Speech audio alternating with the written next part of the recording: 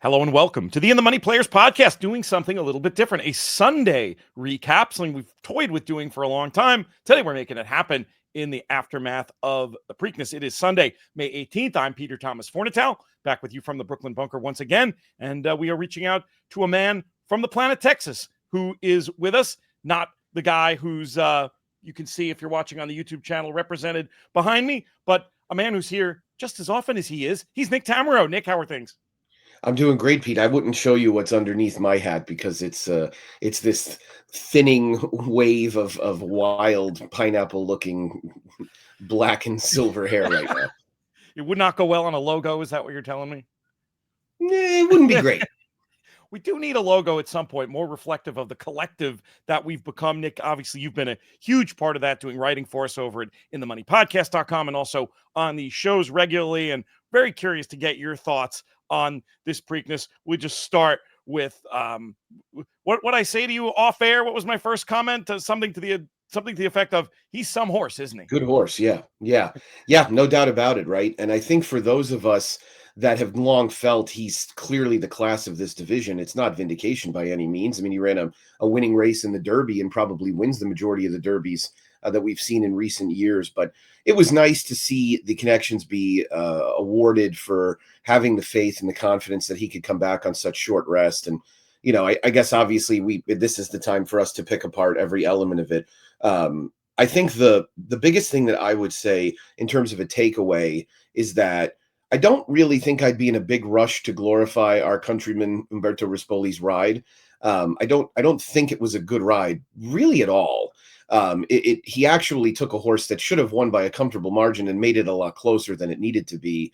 However, you know, he showed some courage, obviously, in staying inside and trying to go between horses. But I thought there was a funny bit of drone shot footage, and they covered it on NBC. And I saw the clip where Jerry Bailey is talking about it, and he isolates. It's probably right between the 5/16 and the quarter.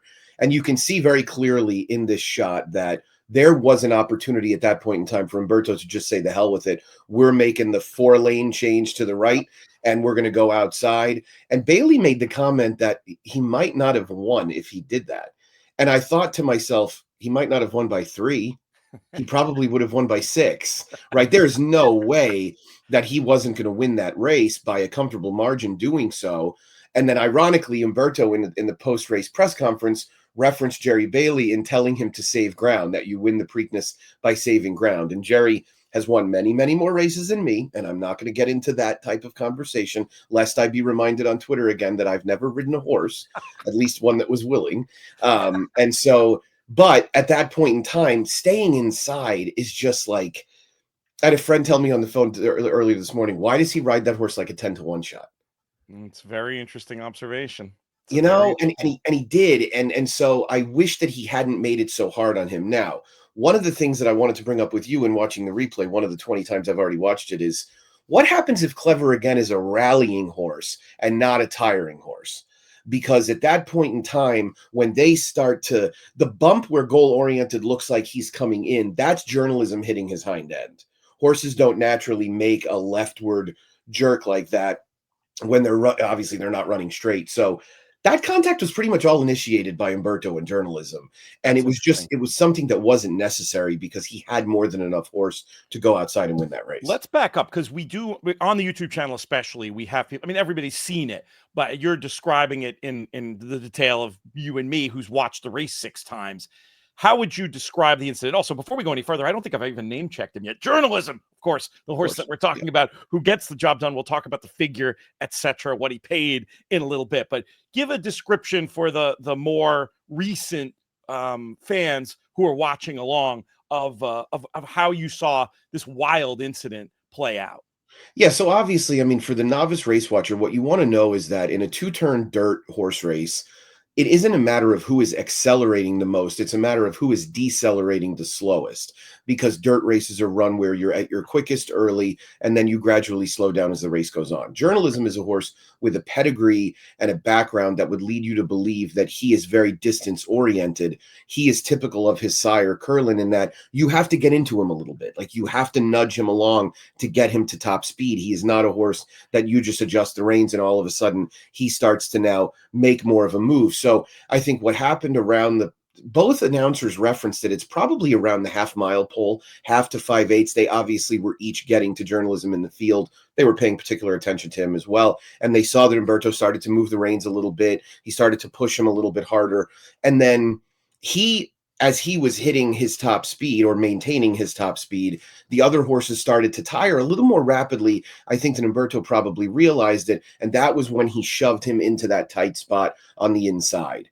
And he opted very clearly to take an inner route towards the front rather than going on the outside. Now, the variable that you don't know when you're on a horse, and you can tell this, of course, by watching it, is how quickly the horses in front of you are going to tire. And most of the traffic trouble that you have in horse racing happens when a horse in front of you either tires more rapidly than you expect, or somebody moves in from a different path and takes the path that you'd like. That didn't really occur because journalism was kind of going for a path that wasn't there. And that was where the whole kerfuffle sort of started, right as they straightened away in the head of the stretch. I think it's a good description. I mean, watching live the first time, I thought that I think what you're describing is correct. I thought goal oriented might have been coming in on him. That's exactly what I was about to say. I thought the same thing.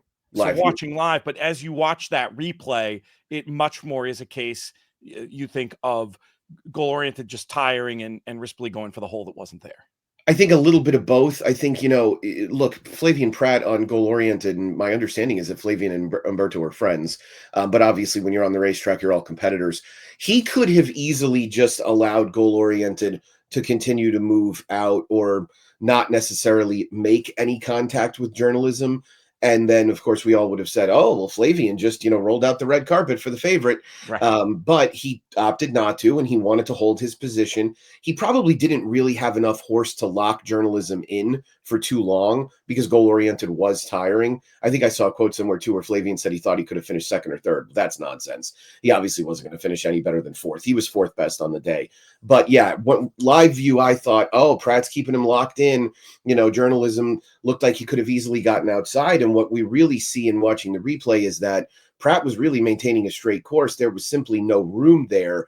And that was where the incident really started, which, of course, caused a bit of a chain reaction with Clever again on the rail, who, again, luckily for Umberto Rispoli and the journalism connections, was tiring and, wasn't going to finish any better than the back of the pack anyway. He probably plummeted through the field a lot quicker, having to steady the way he did, but it didn't affect his finishing position. Something I think even some seasoned racing fans don't realize about the jockey relationships, the idea that in the locker room, they're all on the same team. Then they're going out there and competing with their very lives at risk. I mean, let's face it, it's a dangerous activity. And with they're incredibly competitive people, it would be as if Angel Reese and Caitlin Clark went back to the locker room and changed together after the it's a weird dynamic. You think about hockey teams fighting on the ice and then going and changing the same. It had never happened in any other sport, but there's no other way for it to work in racing. And it does lead to, I think, some complicated relationships sometimes between the boys and sometimes girls.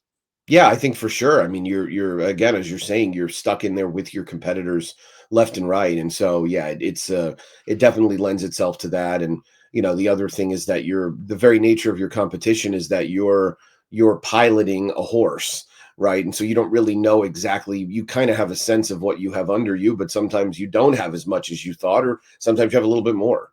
Let's talk about what happened after the argy-bargy. So there's this big incident. Journalism, who I agree with you, funny enough, even though he's quickened impressively now in 2 of his last 3 races, he ain't a quickener. He's a grinder. He wants to get the top speed and stay as close to that as he can for as long as he can. And I mean, quite simply, the bird had flown. Gosger was the upset winner of the Preakness at the 8th pole. I just, watching as many races as we watch, Nick, I mean, from the 8th pole in, how many times out of 100 do you see a horse win from where journalism was?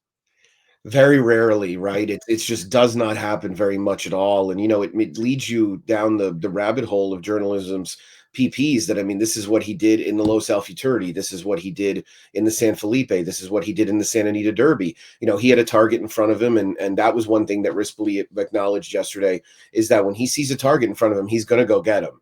So, it almost makes you wonder if what he was saying is that maybe he did pull the trigger a little bit too early in the Derby. You know, maybe he was supposed to look for more of that last move type of situation. One thing I think that's clear about watching journalism is that when you get him clear and you get him into an open space, he kicks on. And he will try everything he can to run down whoever's in front of him. So, yeah, I mean, I would have given him a win probability in the single digits probably after that in upper stretch. And the one thing you weren't sure of is exactly how much Gosger was going to be able to finish. Gosger ran a very, very good race, and total acknowledgement to Brendan Walsh. And Luis Saez gave him a perfect ride, put him in a great position, really doing what Luis does best, which is being aggressive and, you know, taking the race to everybody else. And Brendan is the most underrated trainer in America to me. Even though he's getting more publicity, he still doesn't get his due, in my opinion. But yeah, to answer your question, I would have given him virtually no chance at the 8th pole. Finishing second in a classic will definitely help put you on the radar that much more. He does do a fine job and has been on our airwaves many times, offering some excellent insights. It was a horse that was not heavily on my radar in this race, and he nearly won the damn thing. So let's get back to journalism for a minute. My next question is, so pretty big trips in 2 out of the last 3 races without where maybe trips weren't necessary. Is there an aspect of journalism that he finds trouble, or perhaps, and I don't want to pick on him too much, is this a little bit of a byproduct of Rispoli, his most prominent riding before coming to the States, Hong Kong, those type of trips that we're describing, saving ground, finishing, taking your chances. That's what you need to do around those tracks, those turf tracks in Hong Kong. Does he maybe need to adjust a little bit and ride this horse a little differently going forward? Yeah, I think that's fair to say. I don't think it's too bold in order to say that, but one of the things I think in this era of American jockeying that has always mattered to me is if you think about the guys that you feel the most confidence in when they're riding a favorite, and it's generally guys like John Velasquez, right? I think vintage Javier Castellano, obviously Irad, Pratt. What a lot of these guys don't do is get in their horse's way, and they're able to let them run effectively without being a hindrance. And I think Humberto just needs a little more confidence in his mount and needs to understand that, like, you don't really need to cut corners to get that horse to win. And both of the races now where he's had trouble, it's been because he's been overly committed to being inside. So, don't think for a second the other riders don't recognize that as well. And they think, we put this guy down there, who knows what could happen. And when you've got a big, long striding, distance-oriented horse, the last thing you need to do is get them held up at any point in time. And I think that's been the nature of some of his problems. So I would like to see him ridden a little bit more, I don't know if aggressive is the right word, but definitely confidently. I'm not saying I want you parking him 4 wide the whole way around the racetrack, but it'll be interesting to see. In these races will all pretty much be the same, but I think he's been in a fast-paced race now. He's been in a moderately paced race. He's been in a slow-paced race in some of the California races, obviously with fewer horses in them. But I think if he could just get him into a comfortable spot and find a way to get him out into the clear so he can produce his run a little bit earlier, I think we'll see the very best of this horse. I haven't seen pace figures yet on the Preakness. How would you describe the pace? Craig Milkowski alluded to it being fast. He actually said Gosger will get a higher fig than will journalism. Obviously, everything fig related with journalism, you have to take with a grain of salt because of the trouble. But yeah, I think he had it on the faster side of par. So it felt like it, right? It felt decent, 46 and change. Yeah. When you consider, and I think that actually upgrades Gosger quite a bit. You can't say, oh, Clever again finished at the back of the pack, because he did get steadied in upper stretch. But basically everybody else who was within range of that pace did not finish. Right. That was a big, that makes sense. A little bit more than honest, felt right watching it. Right. But obviously I'll defer to the figure makers. Let's talk about the final figure. You were doing a little bit of digging on this before we came on air. Yeah, 98 buyer speed figure is what's been issued by the Buyer Associates team. This is a fig that I believe Andy still makes himself. I think being a Marylander, or at least close enough. So that fits, I think, well with the balance of the field. It would give Gosger a 10-point improvement over his Lexington. It would also lead you to believe maybe the Lexington fig is a little low. We haven't seen a lot of runbacks out of there yet, so we'll see a little bit more as time goes by. But it would be a slight a slight, what do you say, decline in journalism's figs. But again, I mean, you're taking this fig with a grain of salt. It would put Sandman right within range of what he's been running consistently. It would put goal oriented at 89 after 291. So it seems pretty solid. It seems totally believable. I wanted to discuss this with you because I scoff at people who do this left and right with the whole conversation about he could have run faster. I was just going to bring that up. I've heard you on the other side of this argument so many times. Now it seems like you're actually saying he could have run faster, right? I mean, he could have, the final time could have been faster. If we go back however many hours it was, and some little birdie chirps in Umberto's ear and is like, hey, go to the right here. You can go around these horses and you'll just roll home. And he wins this thing by 3 or 4 and he goes 54 and change and gets a 105. It's not impossible. It doesn't sound crazy. Yeah. In all the watching, I had the exact same opinion watching the replay. And of course, it's so much easier sitting on the couch doing this. I don't deny that. But there is a moment when it did seem like the path was clear to just come off and inside out it and finish up. And yeah, that doesn't sound like a crazy scenario at all. I mean, if you don't have to stop at that critical stage of the race, you're obviously going to run faster, which brings the question, how good is this horse? What do we expect next from him? Is there any chance in the world in 3 weeks we get a Derby winner and a Preakness winner in the same gate? Where does journalism go from here? I mean, it sure seems like the connections want to do it. And, boy, are they a breath of fresh air in what's in this landscape. It is really great to see. Yeah. And I've always been a big fan of Eclipse as a partnership. I think they do an excellent job. I have some friends that have been involved. And obviously, this is a group of a number of owners that have been active in the game. I believe he was wearing Bridalwood Farm Silks yesterday.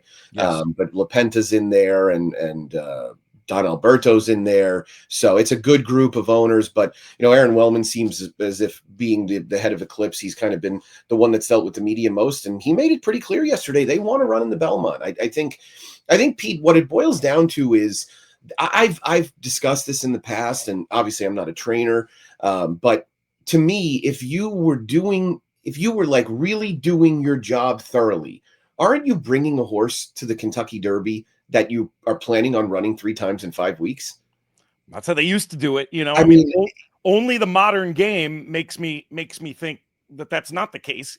I mean, right. And studying these past performances and these form cycles and using all the figures that we do and watching the thousands and thousands of races that we do on a yearly basis. So, you take a horse that runs in the Kentucky Derby, you put him on the shelf for 5 or 6 weeks. We had this conversation, I think last week. I talked to Mikey P about it on one of the shows. This horse is at a peak level of fitness for the Kentucky Derby, right? Unless you have some excuse that about that maybe you didn't share publicly. This horse is at a peak level of fitness.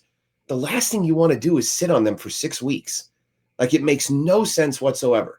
So I think they brought a horse that they fully expected to run 3 times in 5 weeks, and that's what they're going to do. And what they could do with him afterwards is give him some downtime, let him recover for a couple months. You're probably not going to look at a race like again until the Travers. And you know what? If you win the Belmont, you're probably taking the path of least resistance and running him in the Pacific Classic and just saying, you know what? You want us? Come get us. Right. Because we went and played your game for 5 weeks. And I will say right now, I think he's the best 3-year-old. I hope he's given the opportunity to prove that.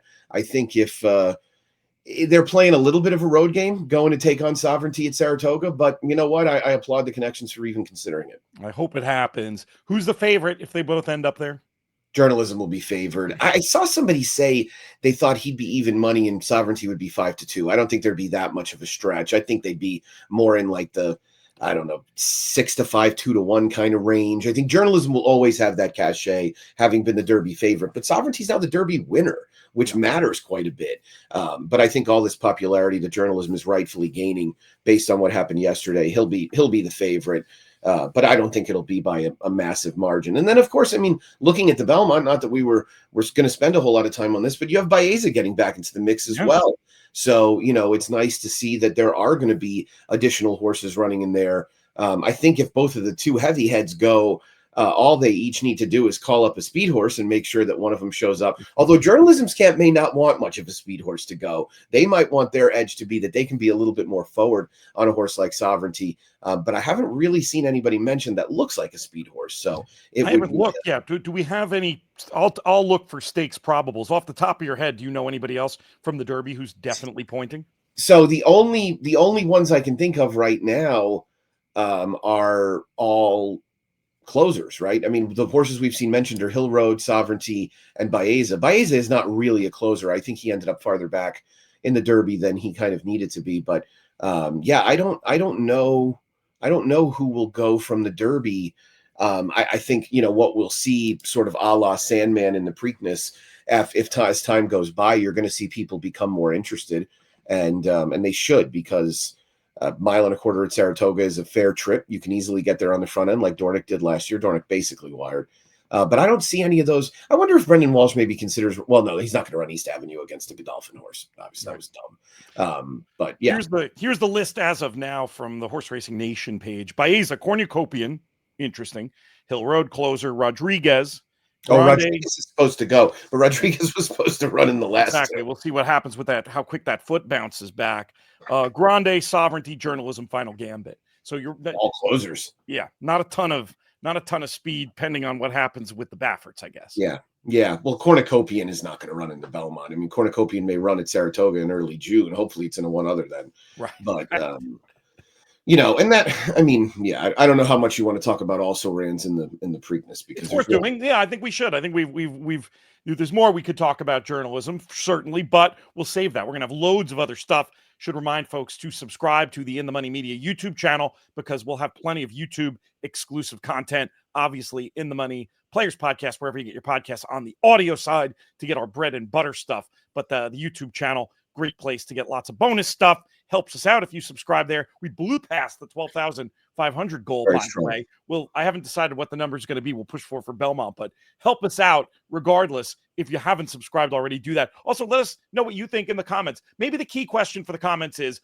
they both go, who is the favorite, Sovereignty or Journalism? I do think there is a Sovereignty case to be made, but I think it was you on another show, Nick, pointed out to me that the cachet of Derby winner always getting bet, like, that used to be a thing, but at least with Mystic Dan, not a thing, right? I mean, like we've seen these horses be, and there's been some other instances in recent years too, where they're not auto favorites the rest of their life the way I feel like they were at some time. Does that sound about right?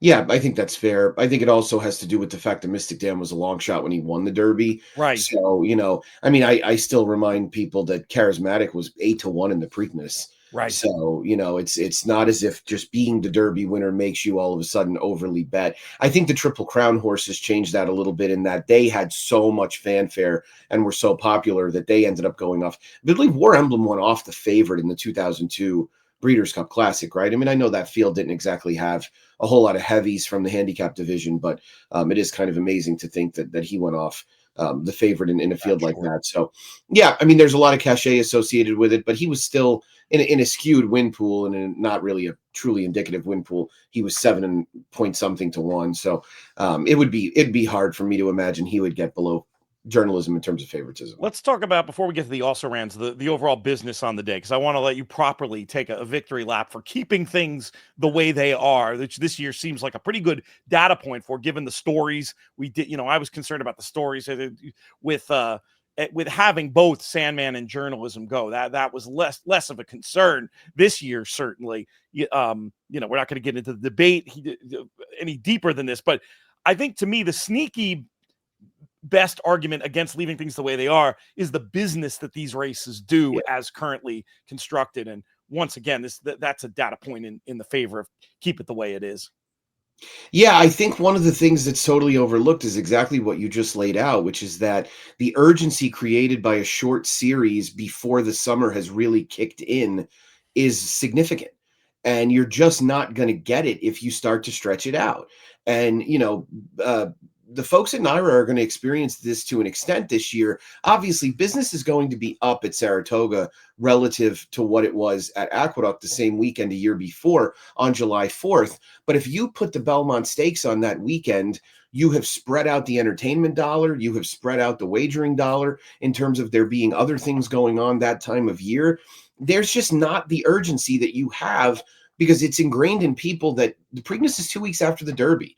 So, I put up that statistic a couple of weeks ago about handle on the respective races. And I wonder how many people saw it as a total revelation that like last year's Preakness handled 3 times what the Breeders' Cup Classic did. Right. And it had 5 less horses. Right. So, I mean, the immense popularity of these races is being totally and completely overlooked. And the problem is that the whole conversation is being centered on what modern horsemen are doing. And that is only, I'm not saying it's unimportant, but it is only one factor. Right. It is not the be all end all. And as I said yesterday, because I'm loving just sort of being a thorn in everybody's side. It's shocking that I would enjoy that. But what horses that didn't run yesterday would have run if it was in 2 more weeks? The answer is none. You don't think Sovereignty would have? Michael Banahan told Billy and Michelle that. Right.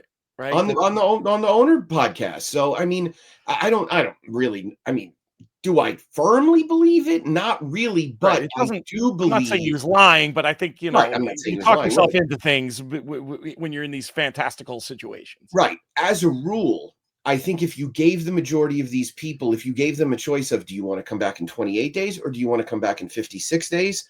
Better than 50% are coming back in 56 days based on modern training. It's only these guys with a more old school approach and mentality that are willing to do it. We talked about the business being up just generally, but this year I thought was particularly strong, wasn't it? Yeah, Preakness handle was up over 10%.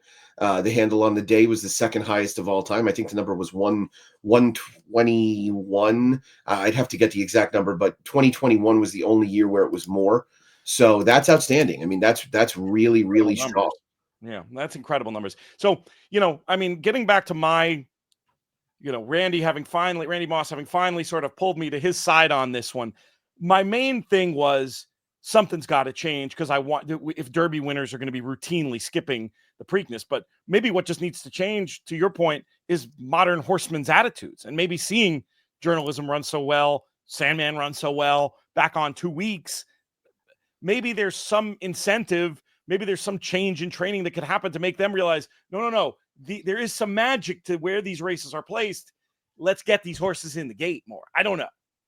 Yeah, I mean, the problem with a lot of it is that the tail wags the dog on the breeding part of the game, where these trainers are obviously trying to make stallions because that's a way for them to earn a lot of passive income for the good work they've done up to it. And I understand it, right? I'm never going to begrudge anyone trying to make a buck. So what I posited as a solution is, which obviously they wouldn't like either, is just strip all the preps of grade 1 status. Right. Make the Preakness the second grade 1 of the year and one of only 4 in a restricted category. And then you're automatically going to make it more intriguing. The problem is that one of the biggest things the Preakness has suffered because of is the Derby's popularity.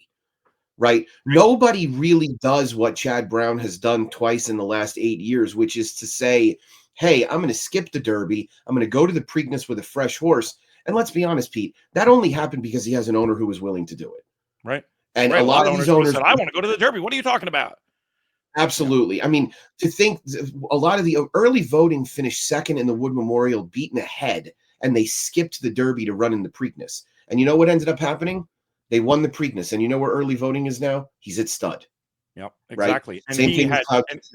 He would have had no chance I think we agree. He would have had no chance. He would have gotten drilled. Right, exactly. Yeah. And don't get me wrong. I mean, those connections have certainly run horses in there that have run poorly. But again, it's not a vanity play. If you're looking at it from a business standpoint and you're saying to yourself, I want to get a horse to the point where they can become a stallion and earn that type of money, then that's what you need to do. So strip the preps of grade 1 status. I know that won't make some of our friends at Keeneland and Santa Anita happy, but that's fine. The other thing about the Preakness itself and the Preakness card is that you can move the thing back 2 weeks. A lot of the horses are consolidated right now in very few barns. if you're trotting out a bunch of $100,000 and $200,000 undercard stake races, you're not really wetting the whistle of a lot of these connections to run a horde of horses. Now, they've done an excellent job with the bonuses and the incentives and all of these various things to get horses into it. And I think this year's slate of races was as competitive as it's been in years. So I want to, certainly give all the credit and give it its due. But if you're telling me that we're still running these mega cards on Belmont Day, and those horsemen are going to have an option of waiting for those, they're going to wait for those. Right. They're not going to keep running every 4 weeks. We've seen this play out over and over and over. And I don't think the world is going to be treated to some pamphlet or training method on how you're supposed to get a horse ready to run more frequently. I think the trainers are going to go about their business the right way, the way they continue to. Let's get to the Preakness also rans a little bit. We talked Gosger, Sandman, certainly better results than in the Derby for him. He looked tested for class against the likes of journalism and didn't quite pass. I mean, but a horse that probably has some, I don't know what they're going to do, if they're going to go for the smaller Derby route, or what would you do if you were advising Team Sandman? It's tough, right? He's not really a Haskell type of horse profile wise. You probably take him to Saratoga and try the Jim Dandy and see where you fit into that. It's hard to say that you have a horse run third in the Preakness and you're disappointed. I think that, and I don't think they should be. I think the disappointment is that you don't really know what is going to get this horse to the level of like a journalism or a sovereignty, because he's got that style that's just sort of, it's difficult for dirt racing. And he did kind of flatten out late, which is probably the most disappointing part of it. You expect with a horse like that, they're going to, continue to run on and fight on. And I mean, journalism ran away from him like he was tied to a post. Yes. So you probably want to give him a chance at that. He's a Tappet. So, that's the big hope. That's the big right. hope. Maybe you want to go gingerly with him. Right. Maybe you want to kind of go gingerly with him the rest of the year and hope that he maybe becomes a better 4-year-old. I know I'm not going to be that guy that's espousing running less times, but you run him in the Jim Dandy, see where he fits, see where the rest of the division shakes out. Maybe you end up catching some tired horses towards the end of the year. Turnbacks for Goal Oriented in River Thames. Yeah, River Thames is going to be he'll be very tough in the New York bred races as well. So he's I would expect we'll see him in the future. I think if we see him around 2 turns again, it'll be against New York breds. He needs to go shorter. Goal Oriented probably does as well. Just such a tough spot to run that horse in there off 2 races in a 2-week break. And he ran well. He's not a bad horse by any means. He had a stablemate Varney who ran well as well earlier on the card. So we'll see that ownership group. I'm sure will have a horse for the Belmont. What'd you think of Heart of Honor at the end of the day? I mean, it wasn't the easiest journey. He was sticking on a little bit late, but just, also tested for class, didn't pass probably. Yeah, I think the thing that sticks out to me most about his effort and some of what we saw from the Japanese runners in last year's Breeders' Cup, and some of what we've seen from the Japanese runners in the Derby as well, is I don't know how much these people really understand American pace. Like dirt racing is all pace oriented, and Heart of Honor was just totally out sprinted. He's a late runner anyway, but he was totally out sprinted early. And when he finally got into the race, he was sort of picking up pieces. It was the ultimate basketball garbage time effort. But I think it's fun. And I guess Dwayne Lucas made a comment about it being like a publicity stunt or something to get the international horses in it. I have to look into that more, which I think is kind of funny. But why not, right? Why not come over and take a chance? There's nothing wrong with it. Yeah, exactly. And I mean, I think under slightly other circumstances he was 5th. I just needed him to be 4th, and it would have been a very happy day. I spent way too much of my bankroll trying to get him to be 4th rather than just focusing on the pretty solid. What did you think in the end? I mean, even money in the win pool did feel like solid value on journalism, didn't it? Oh, sure. Yeah. I mean, look, I thought he was 3 to 5 or so on paper. I'm just not one of those guys that's going to make big, 4-figure win bets on even money shots. But I would say, yeah, if you were definitely, I know plenty of people who probably bet a sizable amount on him to win, thinking that even money was kind of a gift. They probably didn't feel that way at the 8th hole, but it still was a gift. He could have been totally stopped and finished second. It was a good price. I think so. And, I was talking to a friend of mine on the way to the track yesterday, and he said, "What about Gosger? Nobody's talking about Gosger." And I said, that horse is better than people think. He always trained well. He was bet well on debut, didn't quite have it go his way that day, but he always hinted at having some ability. And yeah, Brendan's a very good trainer who's now getting his proper due. What do we think? Do we think he'll do we think he'll come? But he won't come back obviously in 3 weeks. But will he contest the big? Is he a Travers type potentially? I mean, it just feels like, I don't know how much of it was him not fully seeing it out. How much of it was journalism's obvious nose for the wire? Like what's Gosger's ideal distance? I guess that's the question I want to ask. Yeah, probably more in the mile and a 16th to mile and an eighth range. If he was my horse, I would try to get him to the Travers through the Indiana Derby and probably go straight to the Indiana Derby, which gives you about 6-7 weeks. And then it would be about the same from there. I think what you want to avoid, or actually now that I say it, the Haskell's 2 weeks. I was going to say Haskell So horse, you right? probably think about the Haskell, Yeah. being that he's a horse with some speed that probably fits Monmouth Strip quite well. And the thing is, the Haskell's a race that's generally been dominated in well, not generally, but it's been dominated in many years by Bob Baffert's second wave of 3-year-olds, and it doesn't really look like Bob's got a second wave of 3-year-olds. Right. It's kind of funny that we do all this talking about Bob Baffert, and justifiably, because he was able to run in the Derby again, but Bob hasn't really had a good 3-year-old in a while now. Right. I mean, there's been ones with promise, but it just seems Yes. like they've gotten derailed. Right. Which is actually good. It would have been a shame if there was one during the ban that you would have said, oh, well, that horse definitely would have won the Derby. There's nothing like that, though, is there? No, I mean, Nisos people wanted to make him into that, but he got hurt. And, I think Barnes, we were led to believe, was the second coming, and he's a sprinter. So, yeah, I mean, look, it's hard to have a good horse every year, even when you're getting nothing but blue chip stock. And it seems like with this year's group, he has a lot of milers. He has a lot of horses that probably are at their best around a mile. And I mean, hell, he got a championship and a Breeders' Cup Juvenile win out of Citizen Bull, who's very ordinary in my opinion.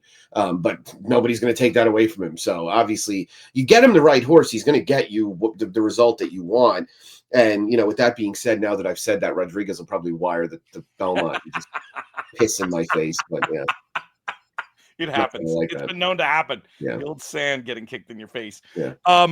Quick rattle through anything else you thought was interesting on the card. We should give props to Fort Washington, a horse I've always been a fan of, who got the job done in the Dinner Party Stakes. Was surprised he paid $12, but it was a wildly open race betting wise, and I wonder if he didn't pay a bit shorter in the picks from some of the things that I was looking at. But it was a good effort. He's a finisher, and he had a good setup, and he made that decisive move and had enough to hold off the others late. Yeah, the betting was kind of crazy. I was looking at the will pays and the win pool with about 10 minutes to post, and Abramar was the favored double, or was the second choice double, was 20-1 on the morning line, and at that point was like 12-1. And so I said to myself, well, obviously this horse is going to get a huge late hit. And he did. He went all the way down to 5-1. I mean, him and Fort Washington going off the same price was not something that I thought was possible. But Junior Alvarado asked Fort Washington to do a lot more yesterday than he really has, because he's generally just been sort of a last move closer, and he moved quite a bit earlier. He handled the going. Junior has ridden this horse very well on a regular basis. I'm actually looking at the will pays on this race. So, yeah. Oh, no, you know what? They're not available. But, I don't know how much. So Fort Washington played as he was the third choice double into journalism. The only ones that were shorter were Trickery and Devant Propos. So okay, so that actually did model the win pool in the end. It did kind of, yeah, more or less. But I think 5-1 on him was value when all is said and done. And he was one of the three that we talked about that I was going to use on the In the Money Plus Inner Circle show. So I was gratified with the result. Yeah, he's a horse that I've liked for quite some time. That worked out all right. I lost some confidence there after the scratches and ended up using, but I spread too wide and gave way too much equity, and ended up tying basically in there. Anything else on the undercard you want to highlight? There were definitely a few interesting runners. Yeah, I mean, look, it was a big kind of nice looking win from Crudo and the Sir Barton. I think my enthusiasm was tempered a little bit when I went back through the charts and saw the final time. But I will say, from a speed figure perspective, it looks like there was a pretty clear track slowdown, a speed change in the middle of this card. And what I mean by that is it's hard to believe Retribution went slower than Zeitlos. It's hard to believe that both of them went significantly slower than the first race winner, who's generally been getting high 80s buyer speed figures. So I think we had a track speed change in the middle of the day, and it's basically going to be one of those hodgepodge figure days where you're either looking at multiple variants or multiple projections. So you're going to want to be careful with any speed figures, any final time speed figures that you use. Obviously, you want to integrate a pace fig, and then you're going to want to look at a thorograph type fig, especially for a horse like Retribution, who won the Chick Lang with a big wide move in there. So, but we'll see. I would imagine Todd wants to run Crudo in a big race in his next start. Now that he's gone 2 turns, you would think that he'll probably be on a Haskell collision course, maybe a Jim Dandy as time goes by. But yeah, it's good to see that we've got kind of a second wave of horses for the second half of the year. Invictus was the disappointment in there, the son of Serengeti Empress, who ran poorly. But I don't know if you noticed, Pete, Brad Cox hand walked this horse through the post braid. I didn't see that. So obviously he's got some issues upstairs, I would think, and he might be a horse that needs to run when there aren't 100,000 screaming at him. But again, I don't really love those kind of excuses. So he's going to have to run better in his next start. But knowing Brad, he'll find a one other then, because he'll be 2 to 5, and Brad likes to run at that price. So who could blame him? Crudo's figure was an 84. You taking that at face value? Yeah, I might have done a little better. I don't think there's any way that he got an 84. That belies the idea that there could have been a track speed change, which I just don't. I'm not buying it. I don't think he got an 84 and won that race by 8. So it looks like they played the figs all straight, which I don't like. Yeah, I'm not quite seeing. We do this on Sunday. These figures can change too. They did just pop up in the formulator. But yeah, I mean that means that he barely ran faster than his maiden race, where he set a really slow pace and drew clear late. It means Just a Fair Shake came down 12. It means Invictus came down 23. It means Bear Claw Necklace, beaten 13 lengths, goes down 4 points. I don't like that fig, but again, I understand why they sort of did it. But yeah, this whole day is looking like multiple track speed changes from all the way towards the beginning of the day. Well, really, no, only one sprint track speed change, but a little bit more on the routes. What about the Retribution fig of 87? Does that comport with your assessment of that horse's ability? I mean, it fits with everybody in there because it was kind of what they were running, other than 1-900, who got involved in a really strong pace. These paces in the 6 furlong races at Pimlico are tricky as well, because there's no run up. So, it's hard to see exactly. Traditionally, we see 46, you think slow, and you remember, there's no run up. They shade 23. It's actually fast. So I'm a little skeptical on a number of them, but the good thing about figs is ultimately we see them play out. And if you think you have a line on something that's different from what has played out prior, then you can make money betting against that opinion. You can take that opinion to the windows and make some money if you happen to be right. I think that's all the time we have, Nick. Great stuff. We'll have you back on soon. Loads more coming on the YouTube channel, especially. But really appreciate you taking time out of a Sunday to look back at a very memorable Preakness Day card. Very much enjoyed it, my friend. Talk to you soon.